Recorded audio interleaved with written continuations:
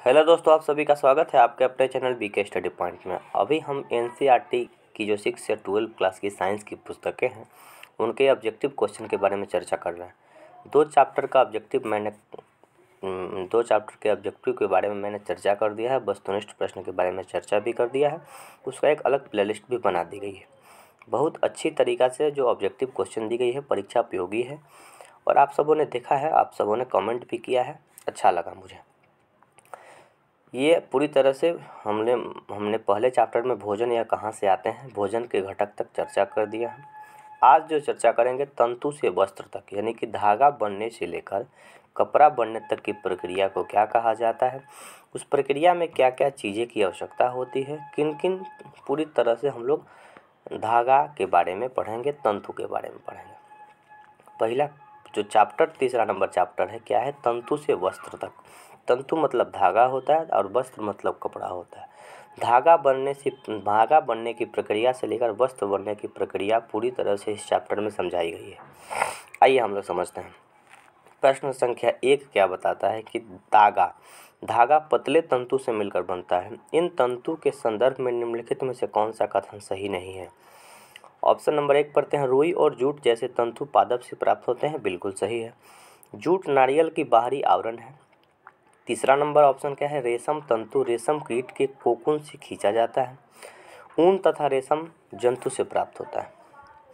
बहुत अच्छा प्रश्न है। रुई और जूट तंतु से प्राप्त होता है, बिल्कुल सही है। जूट नारियल के बाहरी आवरण से मिलता है, जो कि ये बिल्कुल गलत है। रेशम तंतु रेशम के कीट या कोकून से मिलता है। रेशम कीट से कोकून से मिलता है, बिल्कुल सही है। ऊन तथा रेशम जंतु से प्राप्त होता है, बिल्कुल सही। यानी कि इस क्वेश्चन का आंसर हो जाएगा ऑप्शन नंबर बी। क्यों? क्योंकि इसमें बता रहा है कि कौन सही नहीं है।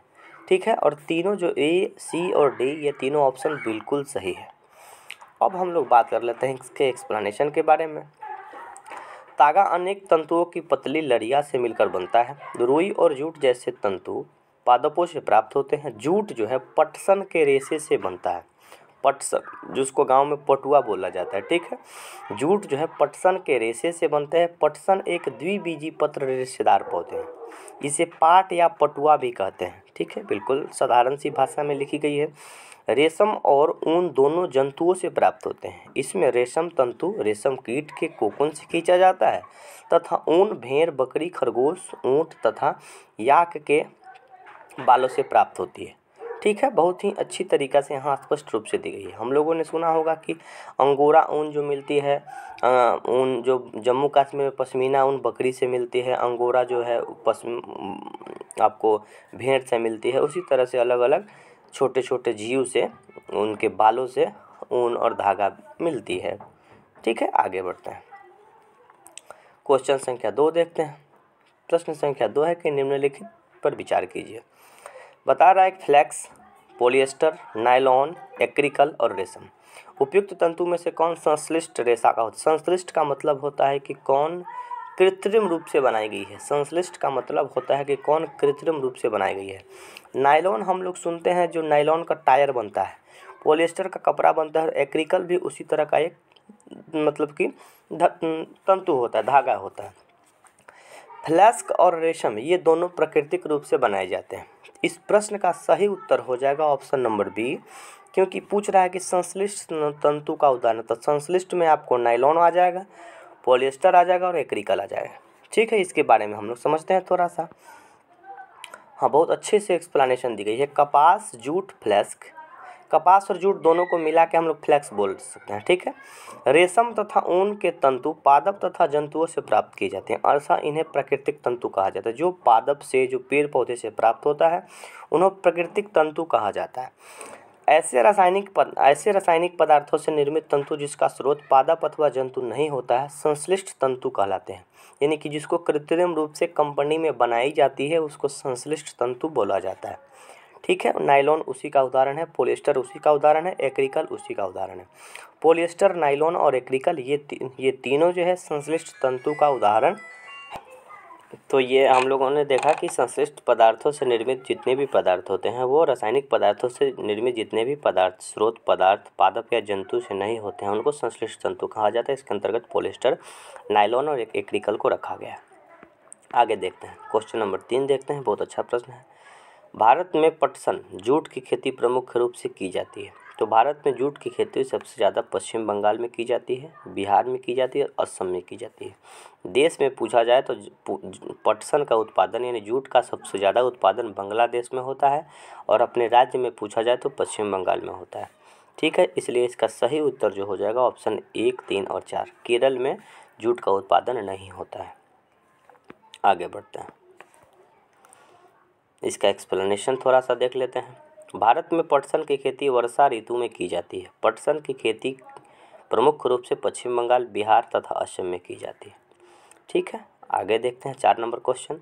निम्नलिखित कथनों पर विचार कीजिए। पटसन जूट पादप को पुष्पन अवस्था में काटते हैं। पटसन के तने के कुछ दिन तक जल में डुबो कर रखते हैं।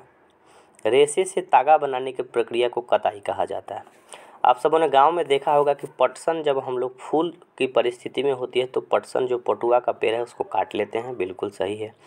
पटसन के तनों को कुछ दिन तक यानी काटने के बाद उसको हम लोग नदी में रख देते हैं ताकि वहाँ से धागा, वो जो पटसन है, पटुआ है, वो उसको निकाला जा सके, जूट को निकाला जा सके। रेशम से तागा बनाने की प्रक्रिया को कताई कहा जाता है। ये कताई की जाती है। ठीक है ना, ये बिल्कुल सही है, यानी कि ये भी सही है, ये भी सही है और ये भी सही है। देखिए एग्जैक्ट एक एक प्रश्न है, एक एक प्रश्न एक कॉलम में दी गई है। बहुत ही अच्छी तरीक़ा से ये बनाई गई है। मैं बार बार इसलिए बोल रहा हूँ क्योंकि मैं पढ़ा हूँ तो बहुत ही मुझे अच्छा लगा, तो मैं सोचा कि आप सबों के लिए वीडियो बनाने का प्रयास करूँ, वीडियो बनाऊँ। तो इस क्वेश्चन का सही उत्तर डी हो जाएगा, 1 और 2 और 3। ठीक है, आगे बढ़ते हैं, आगे देखते हैं, इसके एक्सप्लेनेशन के बारे में देखते हैं। सामान्यतः पटसन पादप को पुष्पन अवस्था में काटते हैं। फसल के कटाई के पश्चात पादपों के तनों को कुछ दिन तक जल में डुबो कर रखते हैं। जल में डुबाने से तना गल जाते हैं और पटसन तंतुओं को पृथक कर लिया जाता है। कताई की प्रक्रिया में रुई के एक पुंज से रेशे को खींचकर ऐंठते हैं। ऐसे करने से रेशा पास पास आ जाती है और तागा बन जाता है, यानी कि रेशा से तागा बन जाता है। उस परिस्थिति को हम लोग कताई कताई कहते हैं। ठीक है, तो प्रश्न तो इसमें 4 ही दी गई थी, लेकिन आपको प्रश्न से जो कथन स्टेटमेंट बेस का जो क्वेश्चन होता है उसमें 10 प्रश्न हमको देखने को मिला। इसके एक्सप्लेनेशन ने हम लोगों ने समझा बहुत ही अच्छी तरीक़ा से, धीरे धीरे आपको कराने का मैं प्रयास करूँगा। 6 से 12 तक जितने भी चैप्टर में ऑब्जेक्टिव क्वेश्चन दी गई हैं वो मैं सब कराने का प्रयास करूँगा। हिस्ट्री भी कराऊंगा, पॉलिटी भी कराऊंगा, ज्योग्राफी भी कराऊंगा, इकोनॉमिक्स भी कराऊंगा, साइंस तो चल ही रही है। तो ये वीडियो कैसी लगी है कमेंट करके ज़रूर बताइएगा। कमेंट करिएगा तो मुझे थोड़ा सा हौसला मिलेगा, क्योंकि मैं वीडियो बनाता जा रहा हूँ, व्यू भी कम आ रही है, कमेंट भी अगर नहीं आएंगे तो मुझे थोड़ा सा मोटिवेशन की कमी हो जाएगी। इसलिए कमेंट ज़रूर करिएगा कि हाँ कैसा लग रहा है। जो भी कमेंट हो करिएगा, मैं कुछ ना कुछ, अगर कोई भी मुझसे कमी होगी मैं उसको सुधारने का प्रयास करूँगा। धन्यवाद।